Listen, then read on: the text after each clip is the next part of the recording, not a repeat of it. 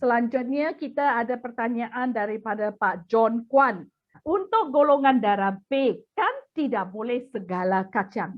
Dan kebetulan yang protein lagi tinggi, bagaimana cara vegetarian sementara untuk menghindari segala daging, kan protein agar tidak jadi lemas. Ini jadi dilema.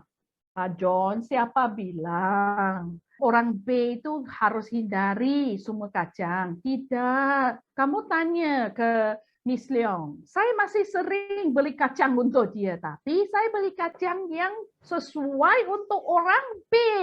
Dia lihat masih banyak kacang yang bisa dikonsumsi oleh orang B. Nanti Pak John pasti tanya saya, Dok, ini kan kacang mahal. Kalau gitu jangan makan.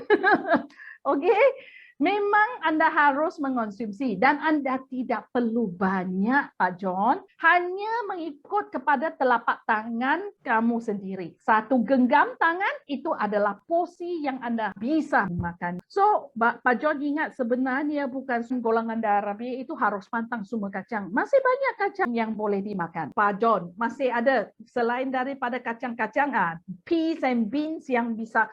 Waduh, Pak John, ini sudah pasti banyak protein yang Pak John bisa. Setiap hari saya kasih contoh sampai 7-8 macam supaya Pak John setiap hari tidak bosan. Bisa yang beda-beda.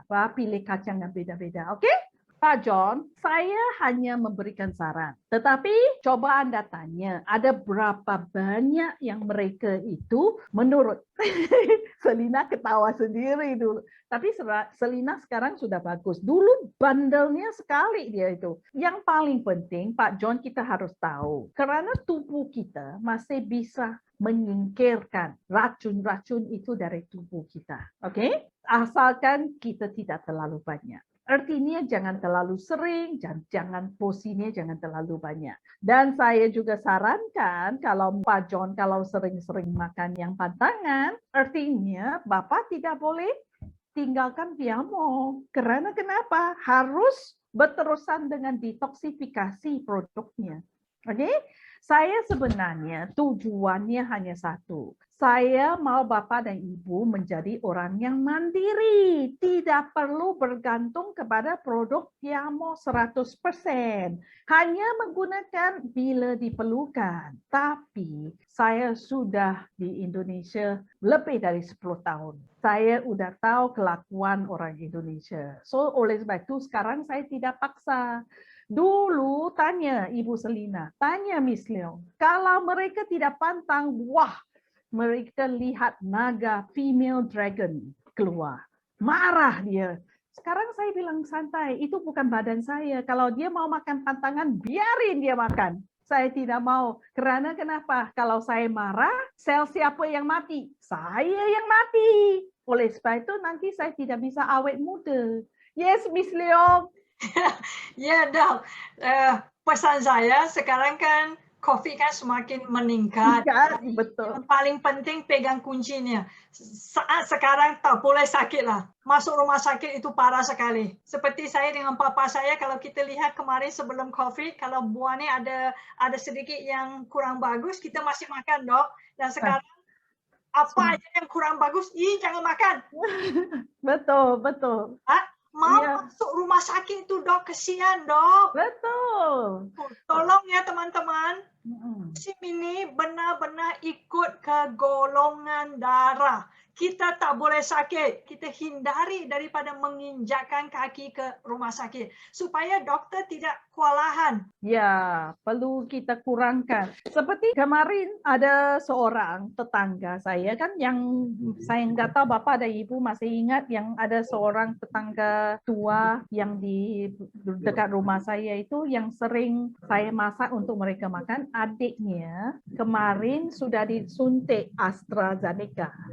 Sudah disuntik, usianya kita bicara usia dia 85 tahun, oke? Usianya. Dia udah suntik AstraZeneca. Lepas itu dia pergi makan durian. Kerana kan sekarang sudah mulai musim durian. Lepas itu kurang lebih daripada 3 jam kemudian sudah masuk ICU. Sudah masuk ICU, sesak nafas, tidak boleh bernafas. Dan lepas itu udah dites inflamasi di pankreas, inflamasi sini, inflamasi situ. So akhirnya dokternya suntik apa? Steroid yang tinggi. Baru reda. Tetapi batuknya masih di situ. Tidak bisa pulang. Dan kemarin dites lagi. Dia bilang, oh ternyata virus dan bakteria yang batuk-batuk itu adalah infeksi waktu dia masuk rumah sakit. Terjangkit waktu dia masuk rumah sakit. Saya bilang, ya ampun. Bopi cepi ya. Faham hati saya? Enggak ada sakit cari penyakit. Nah, itu yang saya selalu bilang ke orang. Oke? Ada satu lagi pertanyaan daripada Pak John. Pak John, isu muscle shrink. Apakah Pak John artinya sarcopenia? Artinya orang yang sudah meningkat usia, ototnya menjadi kendur? Apa itu yang diartikan oleh Pak John? Ya. Kalau ya, mungkin Pak John, sarcopenia itu artinya otot kita melemah dan juga mengendur. So sebenarnya selain daripada protein, omega 3, vitamin D, kreatin juga penting untuk memastikan kita mempunyai otot yang sihat. Okay, so untuk selain daripada suplemen, sebenarnya lebih penting adalah dia harus melatih. Melatih olahraga bukan melatih olahraga yang biasa, tetapi yang lebih kepada resistant, artinya yang menggalakkan ototnya. Nanti ke depan saya akan tunjukkan olahraga yang resistant. Kerana saya rasa olahraga itu penting, jenis yang resistant olahraga itu penting kerana kebanyakan konsumen kita itu sudah masuk kategori usia yang harus melakukan resistant exercises. Dan saya juga mau menunjukkan olahraga yang aman untuk ibu-ibu dan bapa-bapa. Saya tidak mau mereka ikut nanti di internet, semaput, jatuh, nanti lebih banyak masalah lagi. Ya, ini kayaknya seperti ada ciri-ciri mama lah di dalamnya, di dalam darahnya. Okay?